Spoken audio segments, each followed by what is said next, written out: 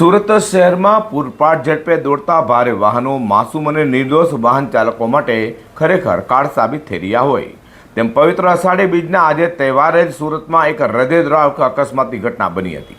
સુરતના સાયણ અને હજીરાને જોડતા આઉટર રિંગ રોડ પર એક બેફામ દોડતા ટ્રક ચાલકે મોપેડ સવાર બે કોલેજિયન યુવતીઓને જોરદાર ટક્કર મારતા એકનું ઘટના સ્થળે જ કરુણ મોત નીપજવા પામ્યું હતું, ત્યારે બીજીની ઈજાઓ થતાં હોસ્પિટલે ખસેડવામાં આવી હતી। સુરતના સાયણના હજીરા આઉટર રિંગ રોડ પર આજે હૃદય કંપાવી દેતો માર્ગ અકસ્માત સર્જાયો છે।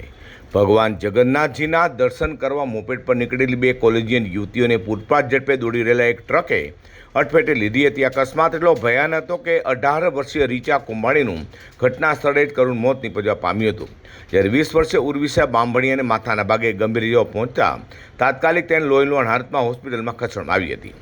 અકસ્માતની જાણ થતાં જ પરિવારજનો હોસ્પિટલ દોડી ગયા હતા, ત્યાં કરુણ દ્રશ્યો પણ સર્જાયા હતા। ઘટનાની જાણ થતાં જ પોલીસ કાફલો સ્થળ પર પહોંચી તપાસ શરૂ કરી હતી। હાલ તો પોલીસે ટ્રક ચાલક વિરુદ્ધ ગુનો નોંધવાની સાથે અકસ્માતના કારણો જાણો તપાસ હાથ ધરી છે।